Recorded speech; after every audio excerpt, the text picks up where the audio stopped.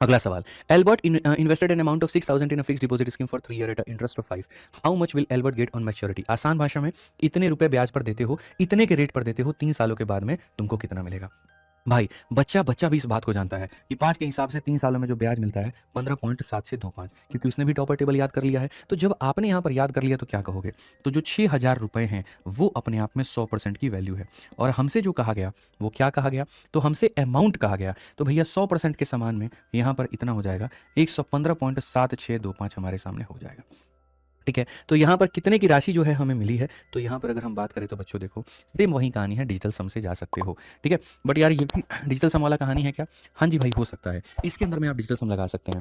ठीक है, अगर आप यहाँ लगाएंगे तो भैया देखो, या फिर सॉल्व भी कर लो यार। ठीक है, इतने में क्या है डिजिटल सम लगाना, 3 जीरो से आपके 2 जीरो और 1 खत्म। ठीक है, 25 से काटेंगे 4 बार में, 6 बार में, 3 बार में और यहाँ पर इतनी बार में, और 25 से आप अगर काटेंगे तो 40 बार में, और इसके अलावा अगर आप काटेंगे यहाँ पर तो 5 बार में।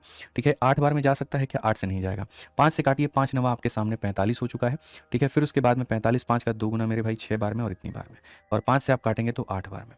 आप 2 से काट लीजिए 3 बार में, 2 से काट लीजिए 4 बार में, मल्टीप्लाई करके 4 से डिवाइड कर लीजिए। ठीक है, 3 हो गया, 18 हो गया, 7 हो गया, 27 हो गया, डिवाइडेड बाई 4। आप 4 से 6 बार में 24, उसके बाद में 4 नवा 36, 18 4 चौके 16, 23 हमारे 4 पचे 20 और पॉइंट वही 75, 6945 डी फॉर देवसेना।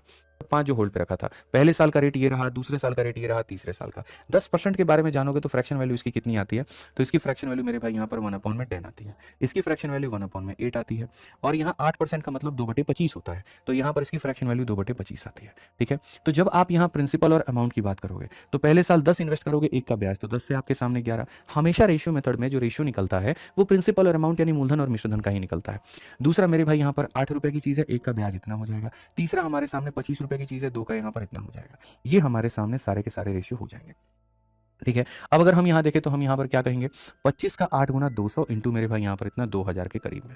ठीक है, और यहाँ पर अगर आप देखोगे तो जैसे 9 सतह 63 का 3 6 हाथ में, 18 और 6 मेरे भाई 24, और फिर इसके बाद में इसको 11 से गुना करना है, 3 हो गया, 7 हो गया, 6 हो गया और 2 हो गया, ये इतना। क्वेश्चन में कहा गया पूरा इंटरेस्ट उसको कितना मिला है।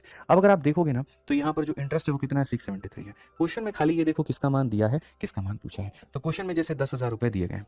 अब ये 10,000 रुपए अपने आप में यहाँ पर जो है वो 2000 की वैल्यू है यानी प्रिंसिपल का, और हमसे निकालना कितना है 673 का। आप यहाँ पर इसको करेंगे तो 5 3 15, 7 पचे 35 36, और यहाँ 6 पचे 30 और मेरे भाई 3 3 3 6 5। ऑप्शन नंबर बी जो है वो आंसर है। ऑप्शन नंबर बी जो है वो मेरे भाई यहाँ पर क्या है, तो आंसर है। समझ में आ गया बात यहाँ पर। ऐसे ही आ जाओ रेशियो में, एक और क्वेश्चन हम देखते हैं। कहा गया अगर रेट ऑफ इंटरेस्ट 2.5% है फर्स्ट ईयर का, 2% है सेकंड ईयर का, तो कंपाउंड इंटरेस्ट क्या होगा।